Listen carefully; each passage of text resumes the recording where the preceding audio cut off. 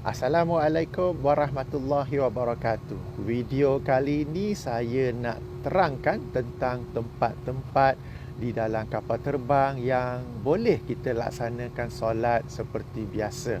Ya, kadang-kadang sebahagian penumpang ada yang ingin melaksanakan solat tetapi mereka menyangka tidak ada tempat yang sesuai untuk melaksanakan solat. Sesuai maksudnya kita boleh berdiri, rukuk, sujud seperti biasa dan juga dapat menghadap kiblat seperti biasa. Disangkakan tidak ada lalu mereka solat duduk. Padahal ada ya. Jadi saya nak jelaskan. Dan penjelasan ini saya lakukan dalam pesawat Airbus A330. Jadi bukan sekadar teori saja tapi dapat tunjuk lokasi itu sebenarnya teori dan praktikal. Sebelum itu satu poin penting. Okay, saya membuat rakaman ini di dalam pesawat Airbus 330 milik Malaysia Airlines, di mana saya sendiri seorang juruterbang bersama dengan Malaysia Airlines ya. Pun begitu, video ini adalah atas kapasiti peribadi, maknanya ia video peribadi saya, pandangan peribadi saya, ia bukanlah video rasmi daripada Malaysia Airlines. Jadi apa-apa soalan, kritikan, pandangan boleh bagi kepada saya, terus kepada saya di ruangan komen ya. Okey, baik. Mari kita lihat di manakah tempat melaksanakan solat tersebut. Okey, pertama sekali bagi pesawat yang besar seperti Airbus A330, A350, okey, Boeing 77 dan sebagainya yang kita sebut sebagai wide body aircraft. Okey, dia ada 4 buah pintu, 4 pasang pintu. Pintu 1, 2, 3, 4 kiri dan kanan. Maka tempat yang sesuai melaksanakan solat lazimnya adalah pintu kedua. Okey. Jadi di hadapan saya itu ialah kelas perniagaan, business class. Ini pintu 2 sebelah kiri. Saya tukar fokus. Di mana kita dapat lihat ia agak luas dan lapang untuk melaksanakan solat pada mana-mana arah juga. Ini pintu kedua sebelah kanan dan saya telah membentangkan sejadah di sana. Sejadah saiz normal dan kita dapat lihat ada ruang yang cukup dan selesa di sana dan boleh menghadap ke arah yang menghadap ke mana-mana arah ya. Baik, ini pintu kedua. Tempat lain yang lazim sesuai mendirikan solat ialah di pintu keempat ya. Mari kita lihat sekarang ini kita masuk ke kelas ekonomi. Tadi saya sebut tentang arah kiblat. Kalau nak tahu arah kiblat boleh bertanya kepada juruterbang. Hubungi pramugara atau pramugari baik muslim ataupun non muslim. Jangan segan-segan kalau non muslim sebab mereka pun sudi membantu ya, kita satu Malaysia.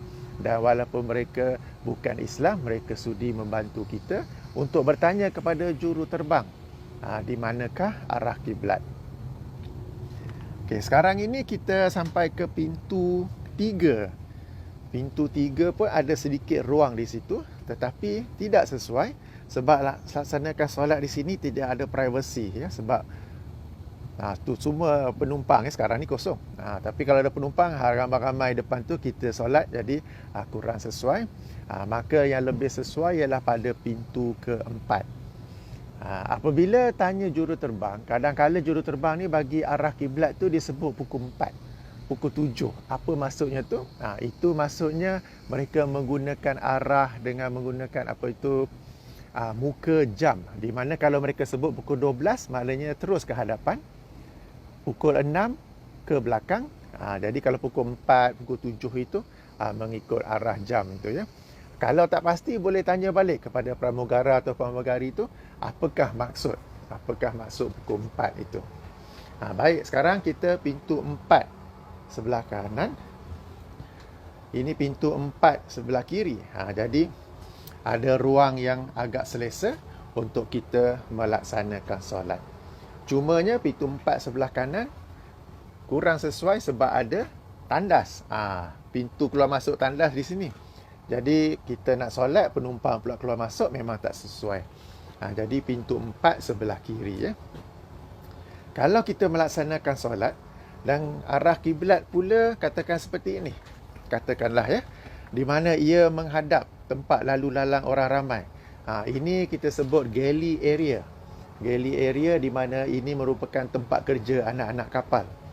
Kita pula solat, katakanlah arah kiblat tu seperti ini. Maka bila solat di hadapan sejadah itu, pastikan kita letak penghadang ataupun sutera seperti selimut, bantal ataupun beg kecil. Itu salah satu syarat kalau kita solat di hadapan tempat lalu lalang orang ramai. Baik, kalau waktu solat pula, waktu solat sama juga.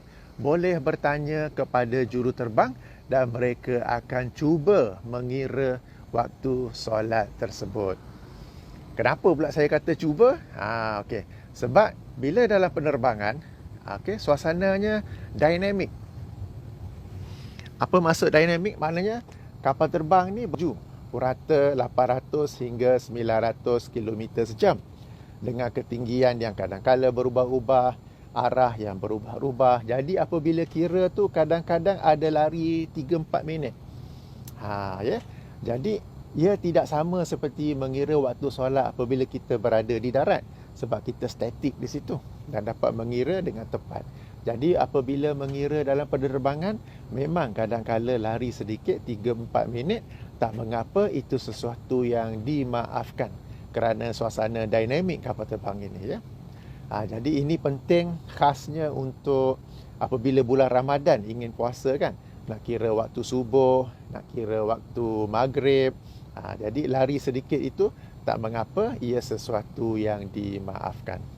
Baik, beberapa poin penting ya tentang tempat-tempat melaksanakan solat ini. Walaupun saya dah tunjuk ada beberapa tempat tadi. Pertama sekali, sebelum nak melaksanakan solat, minta izin daripada anak kapal terlebih dahulu. Sebabnya itu adalah tempat kerja mereka. Kalau perasan tadi, dekat pintu itulah yang ada kita sebut galley area, tempat kerja mereka di mana mereka sediakan makanan, minuman, apa semua tu. Jadi itu adalah tempat kerja mereka, maka tanya mereka terlebih dahulu. Jangan terus-terus pergi sembahyang saja, ya. Tanya dulu, minta izin dahulu. Dan kadang-kala mereka kata tak boleh. Bukan mereka sengaja ke apa ke, tak. Tapi sebab anak-anak kapal ni mereka ada jadual bila mereka hendak buat servis makanan dan minuman.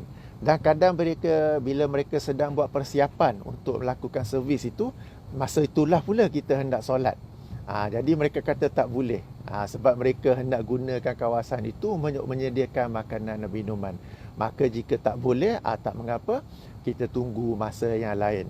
Tetapi kalau katakan seperti solat subuh, jika masanya kecil saja, masa tempoh untuk solat subuh tu pendek saja, nak tak nak kita sembahyang duduk. Okey. Dan kadang-kala kalau mereka kata tak boleh, mungkin sebab tanda pasang tali pinggang keselamatan. Okay. Dipasang, maknanya kita mesti duduk, fasten seat belt. Suasana tidak selamat untuk berdiri di sana, maka tidak boleh juga.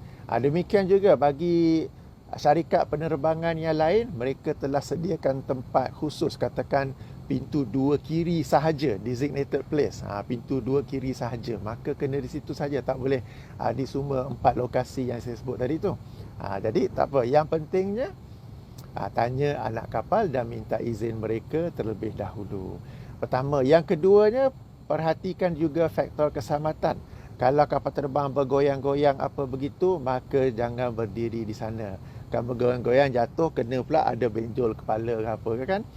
Jadi kalau bergoyang-goyang, terpaksa kita boleh sembahyang duduk. Nanti insya-Allah saya akan buat video lain tentang sembahyang duduk pula, ya. Kalau udara tenang dan anak kapal pun kata boleh gunakan tempat itu, barulah kita solat di sana. Kemudiannya, yang saya tunjuk tadi tu, kawasan pintu yang luas dan lapang itu lazimnya hanya untuk pesawat besar. Kita sebut wide body aircraft seperti Airbus 330, Airbus 350, Airbus 380, Boeing 777. Okey. Kalau kita naik pesawat kecil, ya, yang disebut sebagai narrow body, seperti Boeing 737, Airbus 320 ataupun ATR 72. Kapal ini kecil, ruang pintunya pun kecil, memang tak dapat solat di situ, maka kita boleh solat secara duduk. Solat secara duduk di tempat duduk masing-masing. Jadi itu poin pentingnya ya. Sekali lagi saya ulangi, walaupun ada tempat solat itu, minta izin daripada anak kapal terlebih dahulu. Baik, moga-moga membantu. Saya tutup dulu dengan tasbih kafarah. Tasbih kafarah, subhanakallahumma wa bihamdika asyhadu an la ilaha illa anta astaghfiruka wa atubu ilaika. Assalamualaikum warahmatullahi wabarakatuh.